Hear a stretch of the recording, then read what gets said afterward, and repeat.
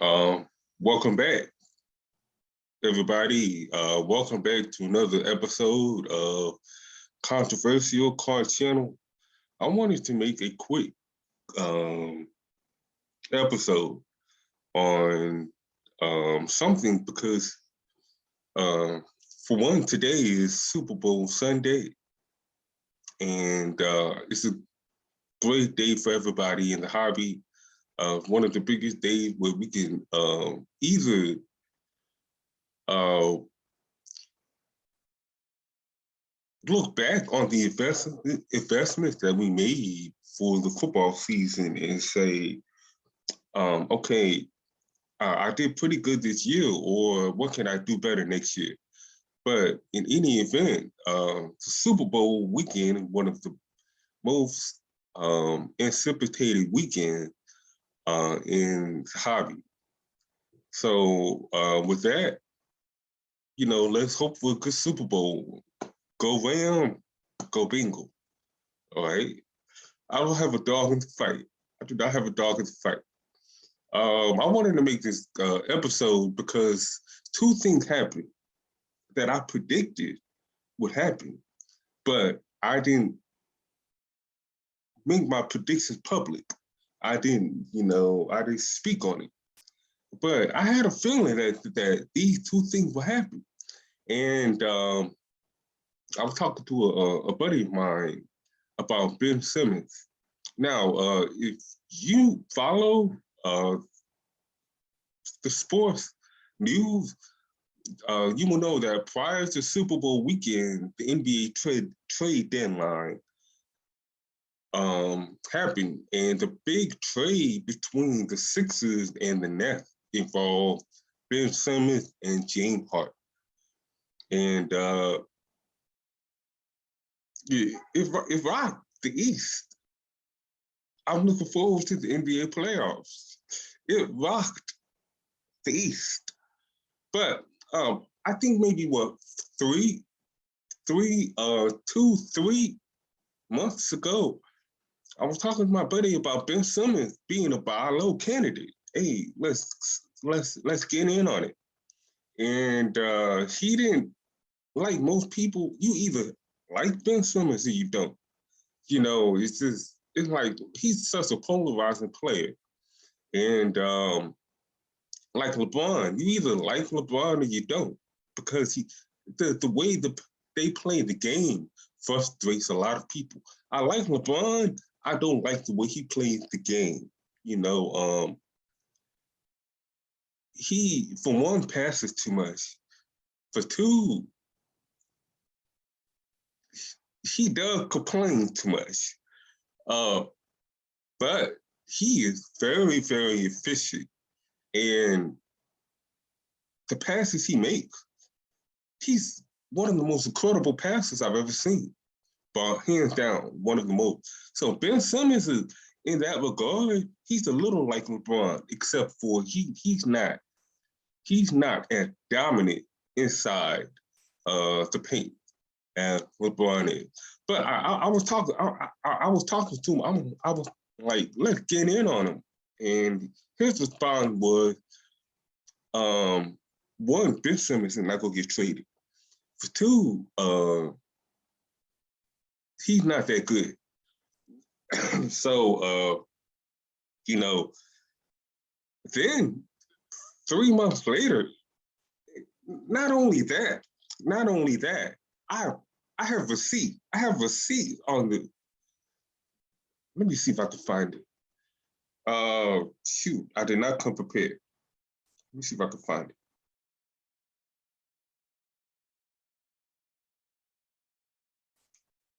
I'm on eBay, and see the thing about eBay sends you so many messages that the messages you have with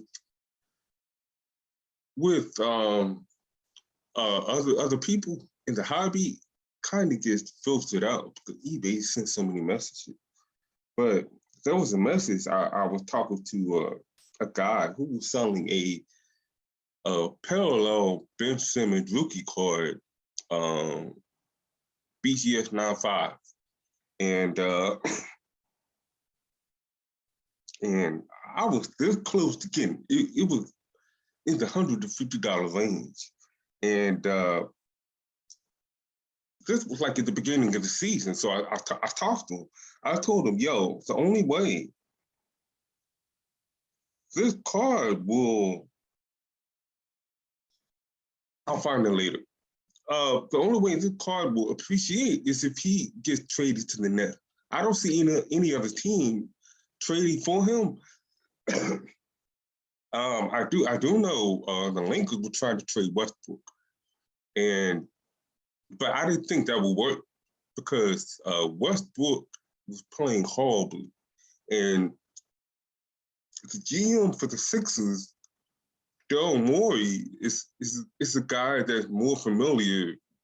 He's more a guy that plays hardball, and I didn't think the Lakers had, draft picks. I didn't think the Lakers had a supporting cast to make the trade, even though Ben Simmons would fit well. In fact, let me backtrack. The Lakers should have got Chris Paul instead of Russell Westbrook. That's first and foremost. They should have got Chris Paul. They wouldn't be in this problem had they got Chris Paul. But fast forward. But I thought Ben Simmons was going to get traded to the Nets for Kyrie Irving. I didn't think he could get traded because James Harden just got there. So and Kyrie did want to get vaccinated, and I'm all for individual rights, individual liberty. If you don't want to get vaccinated because you don't know what's in the vaccine, more power to you. If you want to get vaccinated because you want to protect yourself around your family, more power to you. But Kyrie didn't want to get vaccinated, so I thought he was going to end up getting traded. So I predicted the Ben Simmons trade. I think both teams came out okay. Brooklyn, those first round picks aren't going to mean anything because Philadelphia is going to be so good in the East that you're not getting a top 10 protected pick. You might get a bottom 25 pick for 2022 and 2027. But I think both teams came out okay. Embiid needs somebody to open the floor for him. And Ben Simmons, surround him with shooting. You already know what's going to happen. And the second thing I predicted would happen was Ukraine, Russia invading Ukraine. When Biden got elected president, I knew China was going to screw us over. I knew it, which is why you see, inflation hitting all across, the financial sector, the food sector, prices are going up because most of the goods we get come from China and Taiwan and the Philippines. So, I knew, I didn't predict inflation, but I knew Russia was going to invade Ukraine because when Obama was president, Russia invaded Crimea. And Crimea used to be a part of the USSR. Ukraine used to be a part of the USSR. So that's easy to see. That's easy to anticipate. Under the previous administration, under President Trump, Putin and Trump had I don't know what kind of relationship they had, but Trump pretty much had a screw in on Afghanistan. He had a screw in on Russia. He had a screw in on China and their missile testing. And he was just, he didn't play no game. He didn't play no game. So that being said, I want to share my predictions going forward. It's to the hobby. breaking down my basketball predictions for this season, my baseball predictions for the upcoming season. I do think the lockout will end. Excuse me. Baseball can't afford to lose fans, and it can't afford to lose money. So I do think the lockout will end.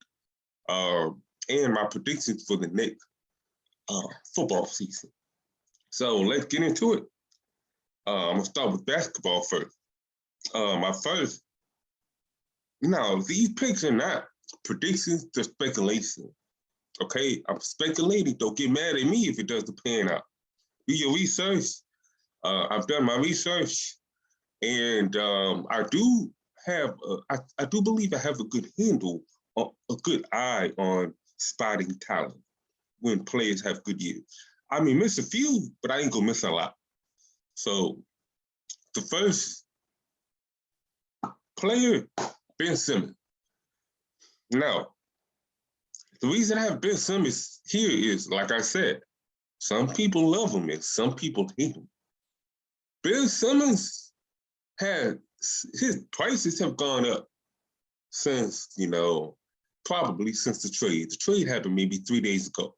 So you're probably getting this episode and maybe a year later, maybe 2 years later. We'll see where the prices are. But Ben Simmons right now is about low.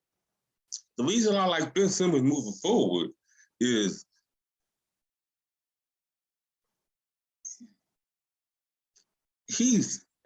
did not just compare him to LeBron. Did not just compare him to LeBron. He's not going to be as great, but his game is like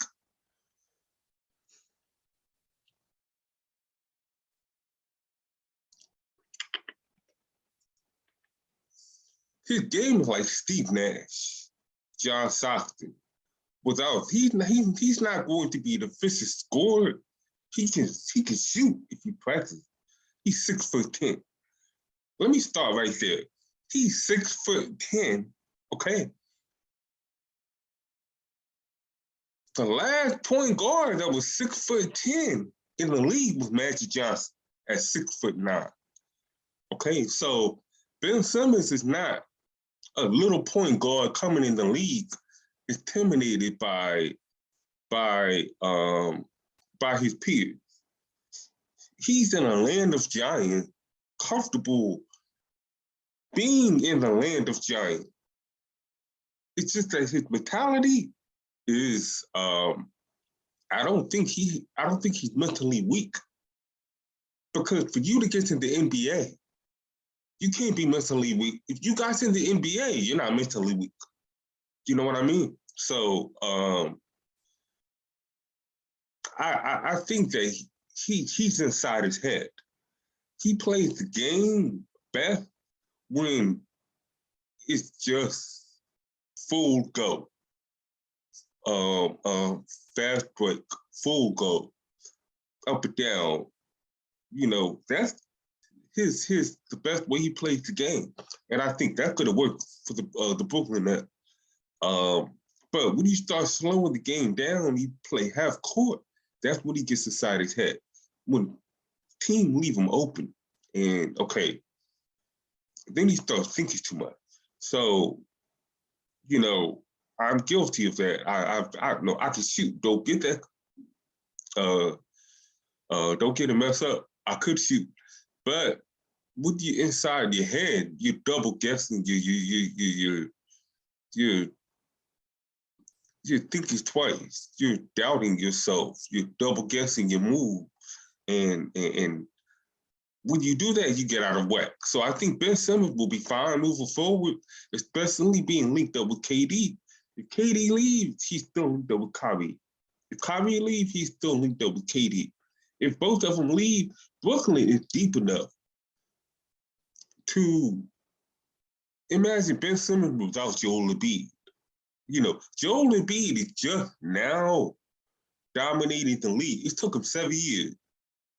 I think he's in his 7th or 8th year. It took him that long to become dominant. And all the whole time, he was injured, struggling, all of that. Ben Simmons was there, and the Sixers was still a good team. So Ben Simmons is on the list. Number 2, Dennis White. Dennis White got traded from, I think, Utah to Boston. I like Dennis White because when you look at a player's stat, I usually give players 3 years to see if they're trending in the right direction. Boston likes Dennis White. This is why I think Dennis White has the future of Boston. Boston's going to have to make a choice between Jaylen Brown and Jason Tatum. Just like Portland had to make a choice between Damian Lillard and CJ McCollum. When you have 2 players that play identical, when you have 2 players whose style of play is identical, you're not going to win because there's no balance between the inside and the outside, the perimeter and the paint. There's no balance. So I think Dennis White might end up replacing Jaylen Brown at some point. Jaylen Brown might end up being traded next year. But that's my take. Number 3, Tyrese Maxi of the Philadelphia 76ers. I've been watching them very closely since Ben Simmons didn't play this year. He's an excellent point guard. He reads the defense very well on fast break. He is, he's so controlled for a guy that runs so. He's not like Russell Westbrook, where Westbrook would go 100 miles an hour, but sometimes he'll lose control, and that's where those turnovers come from. Tyrese Maxey has the same speed, but he's so controlled. He makes efficient passes. He can finish at the rim with bodies on him. That's a big thing. When you can finish at the rim with bodies on you. I think the Sixers are looking at him like, okay, we can let Simmons go because we now have a point guard that can work well with Joel Embiid. Now, I don't know how well it's going to work with Harden. Harden needs the ball, but I like Tyrese. I like Maxi's projection. Pretty good. Number 4, Darius Garland of the Cleveland Cavaliers. Now, I'm going to say this. The whole Cavaliers squad is talented. The whole squad, Cleveland built. They use LeBron exit and draft pick from the Lakers. They use LeBron exit to build a really good team. I think they use cap space. They didn't use draft pick. They did have some good picks because they were bad for a couple of years after LeBron left. So Colin Sexton, I really don't think it's the answer. Moving forward with Cleveland, I think he might get traded. But Darius Garland, what's his name? The center, the Afro, I forget his name. And there's another guy on the Cleveland Cavaliers. I need to look at that roster. But it's a very good roster. I do think Cleveland will go deep in the playoffs if they, play within the system, play within their system, and don't let the stage get too big for them. But Darius Garland, I've been watching the play. He could play outside. He could play inside. He doesn't, like I said, he doesn't hesitate. His moves are very fluid. They're efficient, and he gets a lot of playing time. He's just a very talented player. that I think, and he just made his first All-Star. Now, I'm not putting him on the list because he made the All-Star team this year, but he just made his first All-Star. So he's an All-Star this year. I mean, he's a good pickup. Now, that's it for my basketball. For baseball, my baseball is going to center around players who I believe will produce hitting. I don't have any pitchers.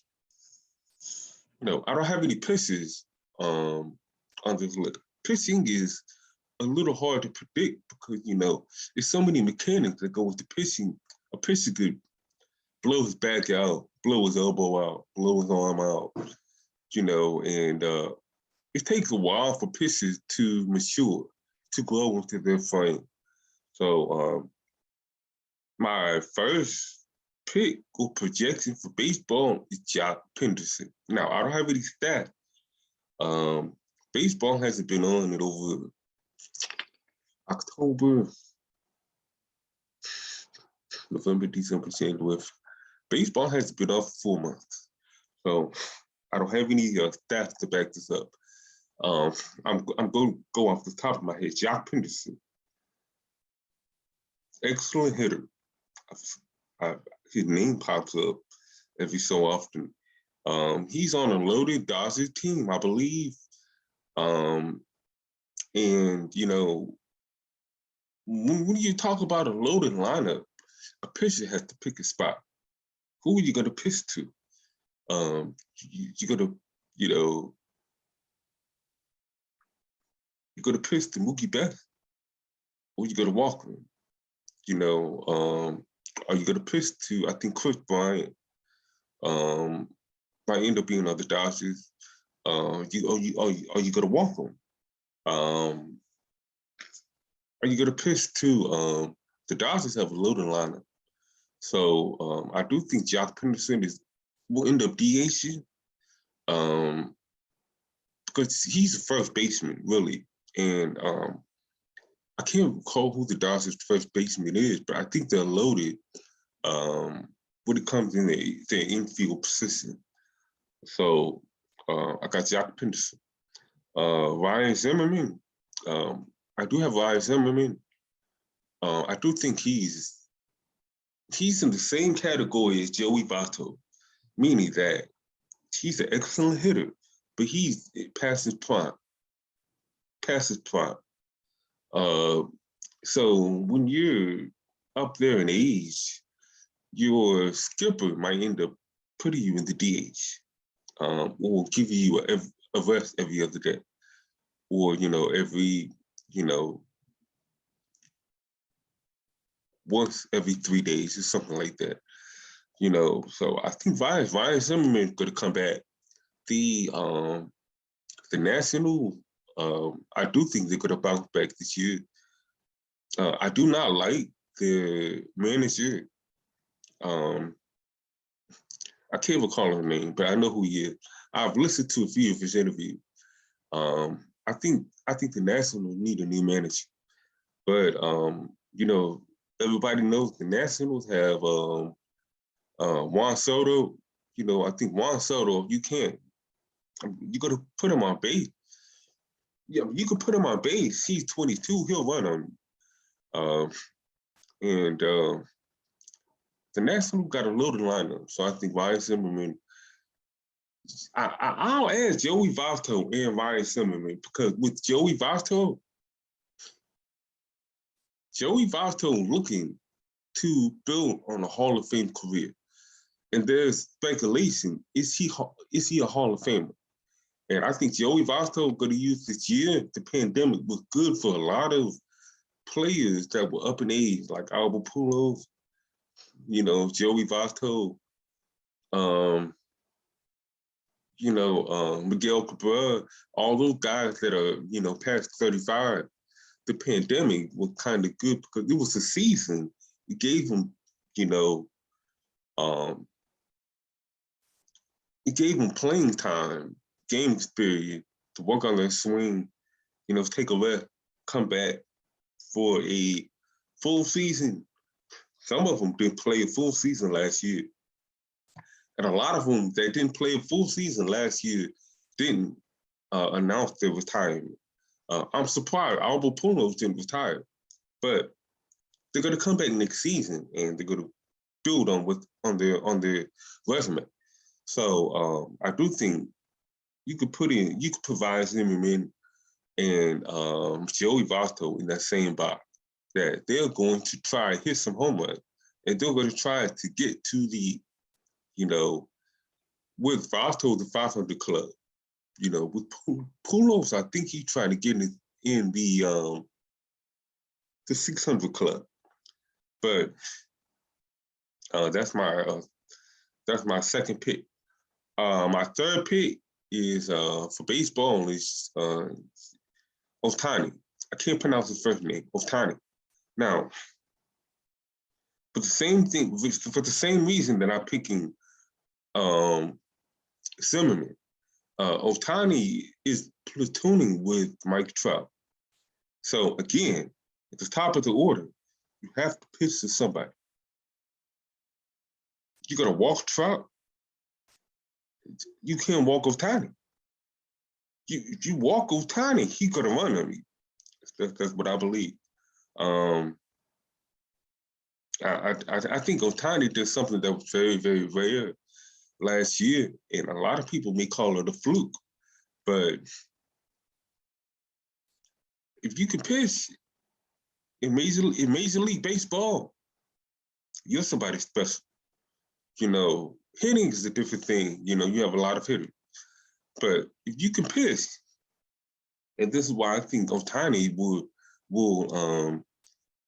win some games. His WAR will go up because he's gonna win the team some game. Whether if it's not as bad, it's gonna be something different. So, and I do think the Angels will make the playoff. For being in the AL West, something has to give. You can't be bad for so long. When you have talent and you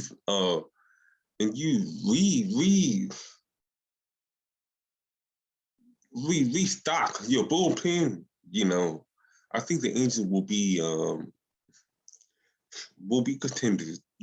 I do know the Padres and the Dodgers are, 1 and 2 in the projection. I think the Angels will make some noise. My fourth player is Chris Bryant. Now, Chris Bryant will go back to the Dodgers. But he's a free agent right now. And no, I'm sorry. I think Chris Bryant will go back to I don't see him going back to the Cubs. I don't know. To be honest with you, it's hard to predict where Chris Bryant will go. I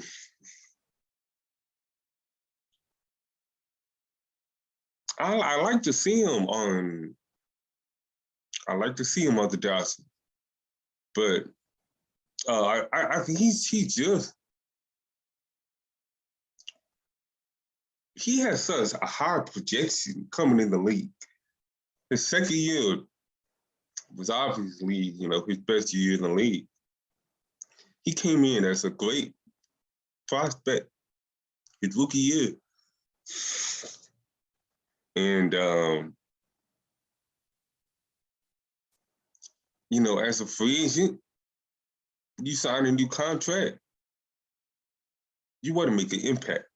Now, you may not make an impact the first year because you get it to know your teammates, you get it to know the organization's routine, you have it to relocate to a new city, you have to get used to a new ballpark. So I think the first year, whichever team he goes to, will maybe a little difficult on him. But you want to get into Chris Bryant low. Because a lot of people are not paying attention to Chris Bryant right now. I think a player, when it comes to baseball, their bodies start to develop, the power starts to develop. Year 5, year 6, year 7. It's great if you have power year 1 and year 2. But unless you tie that in with play discipline, unless you tie that in with ball placement. When I say ball placement, I mean hitting the ball across the field.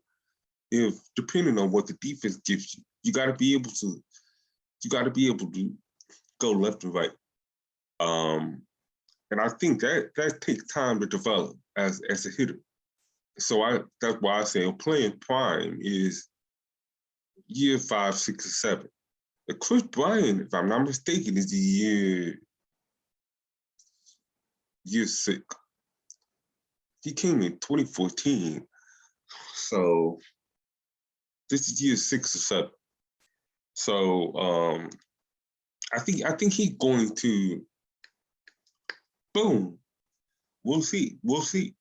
Last but not least, Miguel Cabral. I don't need to say, this is all I need to say.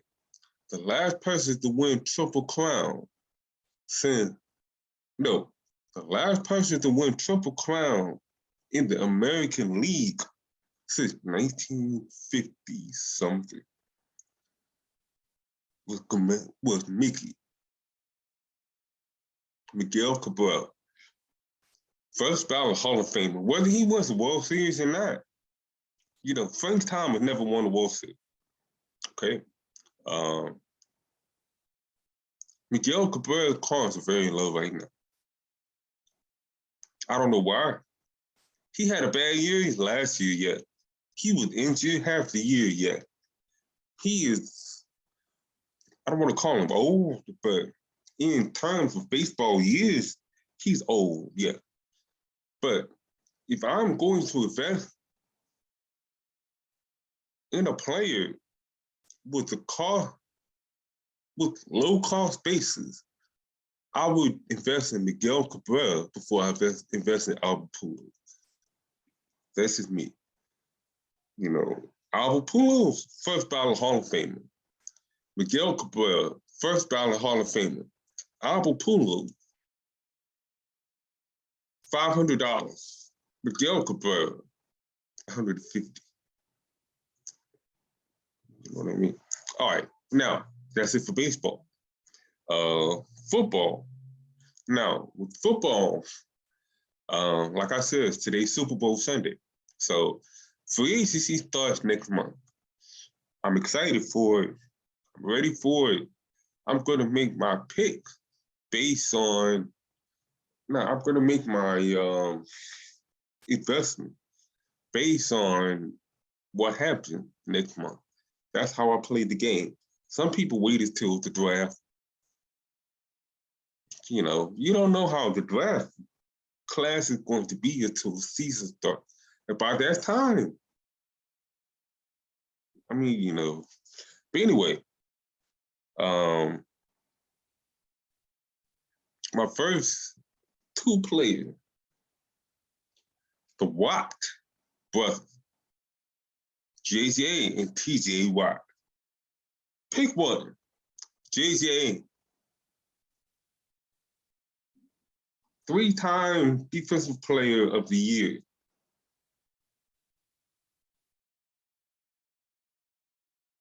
I don't know how many Pro Bowls,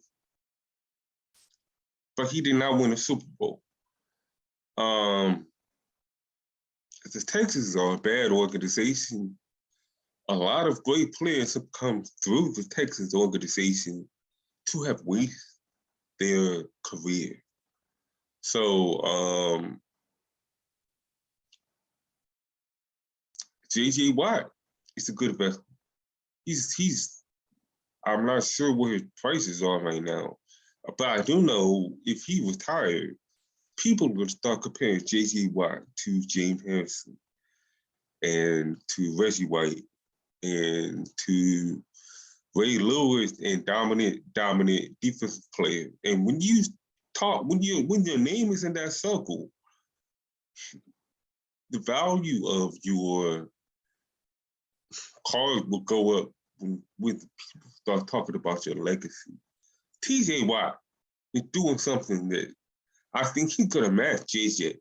He might end up exceeding JJ in what he's doing. But TJ Watt, 2021 Defensive Player of the Year, I think that may be his first.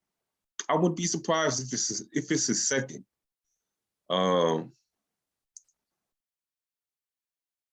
not stopping TJ Watt, So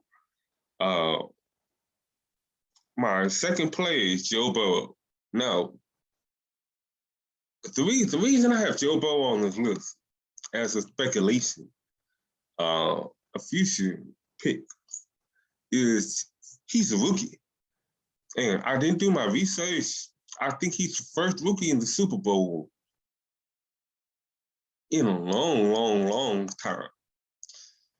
When you're now, there's no way to go but down. Yes, there's no way to go but down. But he's not gonna go down that far. He's not gonna crater like RG3. I think Joe Burrow, when you look at Joe Burrow, he's a rookie that is not, the stage is never too big for him. And he's getting so much experience right now that in the future, when he gets in the playoff, it's going to be like the regular season to him. When you, remember, Kyler Murray. Remember how Kyler Murray did his first year in the playoff? This is Kyler Murray's third year, but his first year in the playoff. And Kyler Murray stuck it up because his first 3 years, he never got in the playoff. It was just always regular season football. So when you take a bye, when you go into the playoff, you have to go on the road, then it's a whole different ball game. And you're playing against an elite defense, it's a whole different ball game. So Joe Burrow's been through so much. He's been sacked so much. And he's still standing. And you're not thinking about investing in him. His price to me next year. No, I'm sorry. Joe Burrow is not a rookie. This is the first full season. His rookie year, he tore his ACL. Yeah, you're right, guys. He tore his ACL his rookie year. But it's the same thing with, like with Patrick Mahomes. His first year wasn't his rookie year. His first full season, technically, was his rookie experience. Same thing with Jalen Hurts. His first full season was not. His first season, his rookie year was not his rookie year because he only played like 3 games, Jalen Hurts. Then his second year, he played a full season, but he didn't look like a second-year player. He looked like a rookie player because you have to go through a full season as a quarterback to get used to everything that's coming at you week in and week out. So I'm talking about Joe Burrow in that respect. This is his first full season. So, there's nowhere to go but up. It might dip a minute. It might dip a little bit. His prices might dip a little bit, but he's going to get better. There's no doubt about it. He will be better than Justin Herbert. Watch. Okay, moving forward, Aaron Rodgers. Now, the only reason I have Aaron Rodgers on here is because, well, let me be given, he just won his fourth MVP. Aaron Rodgers, rookie card. You don't have one now, get it. It's going nowhere but up. I don't care if Aaron Rodgers come back to Green Bay. I don't care if Aaron Rodgers goes to Tennessee or Denver or Minnesota.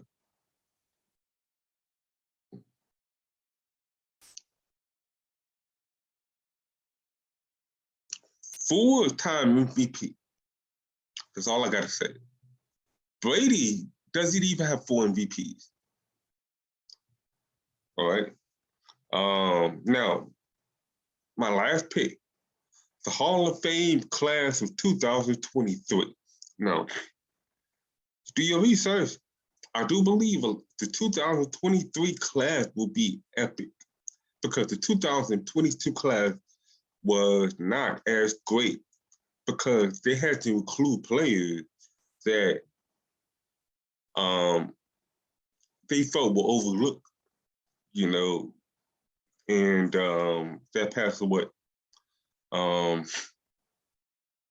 Sam Mill made it to the Hall. You know, I'm glad to see that. But I think the NFL needs to have a veteran committee, like baseball has a veteran committee for players that are, you know, either pass away or haven't played in 20 years, 30 years, 40 years, you know, for players that have been looked over, but they could still get into Hall because you're locking out players that should be first ballot Hall of Famers that that could have been in the Hall of Fame this year. I do believe I can't recall the Hall list. I do believe Andre Johnson, even though he never won a Super Bowl, I do believe Andre Johnson is the first ballot Hall of Fame. I do believe I need to look at the 2022 class, the 2022 nominee, but there were a few first ballot Hall of Famers on that did not get selected to the Hall of Fame this year. So that's a travesty. But the 2023 class, look at the 2022 nominees. Some of those nominees are going to be called to the Hall next year. Get them while you can. All right. I hope you enjoyed these picks. Sorry I took the video. The videos took a little too long, but I hope you enjoyed these picks. You know, I might do some more picks. If you guys like it, let me know. Don't forget to like this video. I appreciate it. It costs you nothing to click a like. It really don't. And subscribe if you haven't subscribed to my channel. I will be making content maybe once a week. I know some people make it every day, but we'll see, once a week. And to end this video, you guys know I'm big on base card. I wanted to share a base card with you. This is considered an insert, but it's part of the bait. And this is Barry Bonds, top goal, 93 top goal. The reason I like this card, look at Bonds. Guess where that ball is going?